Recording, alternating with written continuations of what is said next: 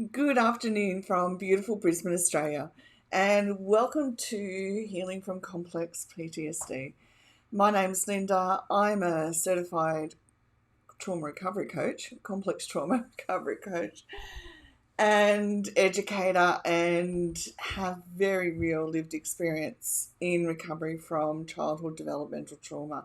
You can check out my website and see all the about me and how I have journeyed, or what I've journeyed from to get to this space today. And there's a ton of videos on the YouTube channel which have a lot of information that's very practical and also very, well, apart from being down to earth, they're what we need to know, the things that we never get told that we need to know. And I also share information with you that I learned throughout my journey as well. Now, today I'm coming to you with a very serious topic, and I was going to make my next video, one about parental estrangement. However, I came across this information and it's causing our teenagers to commit suicide. I'm not going to pull any punches because this is very real. And we as adults need to do everything we can to be responsible for getting the information out there, for checking in with teenagers that we know, for checking in with adults that we know, because we just don't know what's going on behind closed doors. None of us do. We never know what's happening for somebody else. Okay? So this subject is called sextortion. It's known by a few other names as well, but it is a serious form of online blackmail that's happening a lot at this point in time, and it involves someone who coerces you or tricks another person into sending explicit images or videos of themselves, and once they have that material, they then threaten to share them with the victim's community, parents, workplace, wherever they can exploit you, they will threaten to do so. Okay? This is having very severe psychological and emotional impacts on adults and teenagers in particular as we speak, to the point where one mum got online and made a video about this and about how it cost her son his life, because the profile that he sent images to was actually a fake profile, but it was a fake girl. Okay, so for him it was just beyond his ability to work through, as it would be, what all of this meant, and to be being blackmailed, and to, oh look, you can imagine the shame, the crushing chaos internally, and just even a trauma response of just being frozen and shut down for the brain. Just, how do I even process this? Especially if parents don't know, or I'm not saying about this particular boy, I'm just saying that if parents like me, I didn't know anything about it, I hadn't heard about it, and as parents aren't having the conversation. So they've found that the blackmailers often target people through dating apps, social media, webcams, or adult pornography sites. While sexual extortion can be used by individuals, organised crime is often behind it when the blackmailer demands money. Commonly, the blackmailer is not based in Australia. So that's one of the key indicators that it is a scammer. They're not here. And we will go through a list of things that you can look through. And it's important to highlight that sextortion, as well as being traumatic and leading to feelings of shame, guilt, and fear, our parents and teenager community need to be made more aware of what is going on, how to prevent it, and if it happens, what are we going to do about it, okay? Anyone this happens to needs to be able to actively seek trauma-informed and trauma-trained care, okay? Psychological abuse is hard because we can't see it like a broken arm, but psychological abuse is very real and incredibly painful, okay? Now, I wanted to be able to show you what it looked like so that you have an idea, and also sorry, I'm just trying to get this to, so the person who's going to be blackmailed says in the text, I sent you the pic, and then the blackmailer responds back, I will send this to your friends unless you pay me $500. Answer me. And then, of course, the person is very distressed and says they don't have any money. And so the blackmailer says, how much can you pay? Pay me now. Now, I've actually put a whole blog post up with lots and lots of these infographics explaining what's happening in the conversations, sample conversations, information and statistics about what's happening. So one of the frightening statistics is 60% of people know the person who's trying to blackmail them, okay? Now, what you need to do if this happens to you is stop the chat. Take screenshots of everything, the text and the profile, block the account and report it to whatever platform you're on. In Australia, they've got a specific place for teenagers to report, which is ACCCE. And if you put that in or just put in reporting sextortion, then you will get to them and they will help you, and it will make life a lot easier than what it would have been. And do get support, okay? Whatever you do, please do not sit there alone. Do not think you're alone, and do not, well, I can't say do not, try to not believe that you're the only one that this has happened to, because you're not. It's easy for the brain's negative bias to take over and for you to begin to believe that you're the only one that this has happened to, but you're not. There's coverage everywhere if you look on the blog post, then you will see all the statistics that go with it and what to do and don't do. So don't send any more images, don't pay, don't respond to demands, don't enter into future communication, so block them, dead and done, gone, that's it.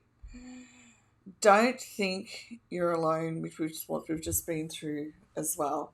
Now, this actual infographic is on the blog post as well. Now, one of the things that we need to know, especially as parents, caregivers, family, friends, there are things to look out for, and literally, have this list. If they are an unsolicited friend or follow requests or random ads from people you don't know, your alarm bell should go off, okay? Straight away. It's like, is this person connecting with me because why? And we don't know yet, but you've got to have that question in your mind already. If they turn the conversation to sudden sexualized questions or conversations, shut it down straight away. This is part of us building healthy boundaries into our life. I don't want you having those conversations with me because I don't know who you are. I don't know if you're real. And I actually don't want somebody in that very private space for me that could take that information and use it against me, irrespective of whether it's images or not. We still want to have that check within ourselves that, Do I want to let someone into my personal private life simply because they're saying nice things to me? Okay, look up love bombing, all right? So love bombing is something that they do and they make you feel good and you think, oh, this is great. They must think I'm wonderful. No, they don't. They've got scripts that they read off, okay? If you start receiving sexual images from a fake account and asking for you to send some in return, big alarm bell. Getting a direct image on one app, then ask to continue chatting on a different one. So this even applies to dating apps and, oh my goodness, Facebook even. I had a guy send me a picture of his private parts, shall we say, which weren't so private. And basically it was like, let's go and have sex. And he lived local to me, so I actually knew the profile was legit. But even legit profiles, I just sat here and went, I don't even know who you are. Like, no, you don't get access to me just because you sent a dick pic through the interweb. Not a hope. And I was just laughing. I just kept saying no. And I actually sent him, there's a video, I'll try and remember to link it down here on YouTube, of Dave, and I can't remember his surname, but he tells men what idiots they are sending women dick pics. So he's a comedian, but he's actually very genuine about, like, you're an idiot, okay? Actually, you'll enjoy it, I hope. Look for signs that English may be a second language. So you notice that by their sentences aren't fluent. Sometimes you think, oh, maybe that's just one word out of context, but you soon get the hang of when they're not actually fluent in English. It'll be interesting with other languages. I would imagine that the scammers aren't fluent in other languages. So, for example, say they're trying to scam someone from Spain, then they're probably not fluent in Spanish either. So what do? Remember, we end the chat immediately, take screenshots of the text and profile, do not pay, do not respond to demands, do not think you're alone, report it to the police, block the account, report the account to the platform, and if you are a teenager, go to see an adult who can help you. Ring the police, they'll make an appointment with you if you want to do it privately. But please do not ever sit there alone.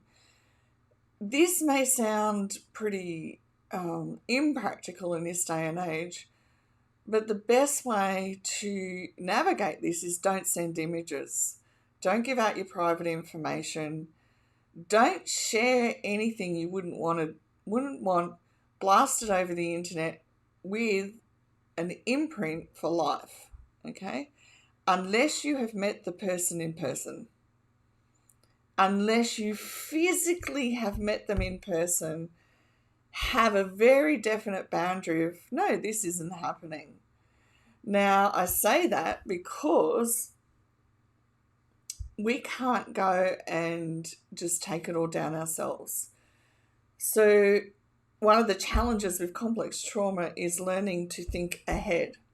So it's like saying, okay, you've given me that rule of don't do this, but it's a common thing to do.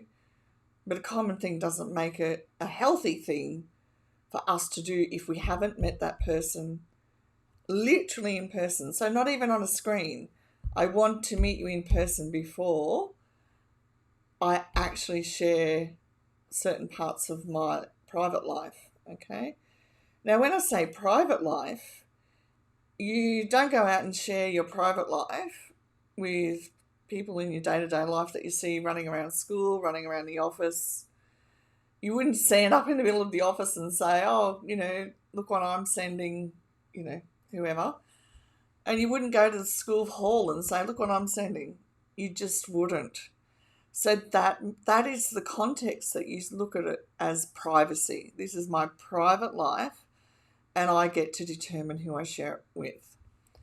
if you're a parent, you also need to go down the road of having these conversations frequently with your teenagers, okay? I did, and mine didn't end up with nude pics all over the internet, okay? That's how vital it is that they don't. Mainly, well, actually, there's lots of reasons why not, which you're quite aware of. So we want to, sorry, I'm just making sure. Yeah, this is just the longer version of what to document. And, whoops.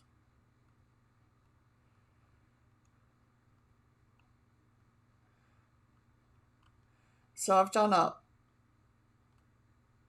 different ones for adults, different ones for teenagers.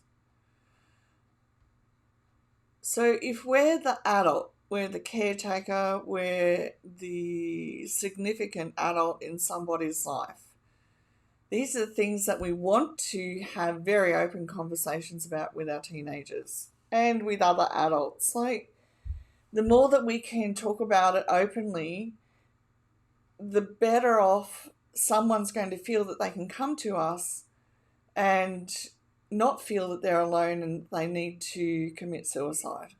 Okay? So that's how strongly I feel about this. So we want to teach them how to understand scammer tactics. So explain that the profile is probably fake or a stock photo. Now, one of the ways that you can check is Google Images. You can search where this original image came from. There's another one called TinEye, which, as in Tineye, it does reverse search image as well, and you would be surprised how many come up in the scammers. Now, one of the good things is with the adult side of this is that if you do the TinEye reverse search image and it comes up with where this is seen originally, there are scammer, what would you call it? It's not an actual app, scammer sites where they've got, okay, this person was seen on this platform using this name on this date, and these are the photos that went with it. So then you get to add who that scammer is if you want to those sites. That's one of the bonuses that it does get around. So doing reverse search image, like if your teenager's adamant that, they can friend whoever they want, there's other things that you can do as well.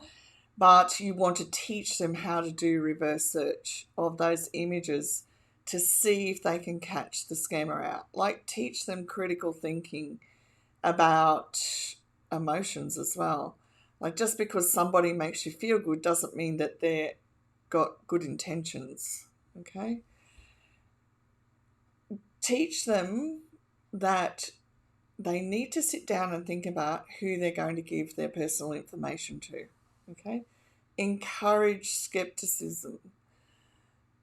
Sit back and question why a stranger is contacting them, especially if they start to feel overly familiar or promise things straight away and, do the old love bombing. I haven't seen you yet, but I know I want to spend the rest of my life with you. Another one too is they meet you and they'll say, let's jump on the webcam and chat. And then they never jump on the webcam and chat, and they'll say, oh, my camera's not working, which is just like, in this day and age, just no. You wouldn't be using your phone if the camera didn't work. So they're lies. Get used to the fact that people lie. Really? It shocked me, which sounds really naive, and I was very naive, that people will literally lie to you for their own purposes. Excuse me. My apologies. We want to teach them about their privacy and personal information, how to keep it that way, how to have safe online interactions, what are the red flags to communication. Let's sit down and talk them through What are your boundaries online? What information would or wouldn't you give? And these are fair conversations to have with teenagers, because when you're asking questions, you're getting them to think. Okay, and that's what we want. We want them to be able to think things through, which can be hard, especially if there's intergenerational complex trauma as well. But it's doable as long as we keep having the conversations, and definitely keep open conversations all the time. You can role play scenarios. I was actually reading something recently about role plays. Oh, that's right. Sorry, I was reading it, and also it was a video too, because I'm doing a youth trauma certification. And it was saying how with youth, one of the good things to do is to role play scenarios, so that if that scenario happens, no matter what the brain's doing, they've got an immediate response at hand of what they can do. Okay? Because sometimes our emotions, especially when our prefrontal cortex isn't fully engaged yet at those ages, then we can get carried away with the emotions. But if we've role played situations, then we're going to know, then the teenagers will know how to handle it when it happens. And if it happens to me on Facebook, where I don't really have much happening at all, yeah, it will happen everywhere. It's just sad. Excuse me. And then I'm obviously not breathing enough because I'm not tired. Discussing real life examples, and be honest with your teens if it's happened for you as well, and what you did. Did it scare the living daylights out of you? Did you sit back and laugh like I did at the last one? And did you handle it in a way that you felt resolved the situation? So for me, I just stopped talking. He was harmless. I knew he was, because I had boundaries in place. And he came back, I don't know how long after, let's just say 10 minutes later, and he says, oh, so the initial invitation is I'll come over, basically have sex now at his place. And then the next invitation was, oh, well, I didn't mean to sound, scummy, but we can go out for dinner first and drinks if you like. And I'm like that makes it any better? So I'm just like, talk about no clue. So it's like, because I have firm boundaries in place, I know I just won't put up with it. Like, I hadn't even seen his face. It's just like, you're crazy, absolutely crazy to think that you have any right to have access to my emotions, let alone my private life. And then the other one was, he obviously had scanned my Facebook profile to get an idea of who I am, and his opening question was something about, oh, I bet you're really nice up front, but behind closed doors you're X, Y, and Z. And you know what? I didn't even answer the question at all. And that's where our power lies, in not engaging with people who have ulterior motives, and we don't know what those motives are. And in real life, we don't know what people's motives are until we've known them over a very extended period of time. So one of the latest research information is that if second marriages last longer, or last, if the people are in a relationship for more than 2 years before they get engaged. So if you were online and somebody approaches you and says, well, let's go, then is your response going to be, well, yes or no? No, I'm not going to engage with somebody who has no clue about who I am. None at all. So I want you to have those questions to be able to think about it very seriously, have conversations. And also too, before I forget, there are apps that teenagers can have on their phones that parents can put there, teenagers can know they're there, and they also help with all this type of thing. I don't have a list of the latest ones, but if you Google apps for teenagers phone security, then you should be able to come up with a list of apps that will help keep your teenagers safe as well. Okay, for those who are interested, I've actually made about 7 of these, or 8 of these infographics, and 2 workbooks on self-worth as well. And all of this will be in the Thriver library under Sextortion, so that if you are a coach, you can also use the slides to make a YouTube video. Let's get the information out there. Let's make it happen, and let's keep our kids and our adults safe. Okay, I'll see you in the next video. Bye for now.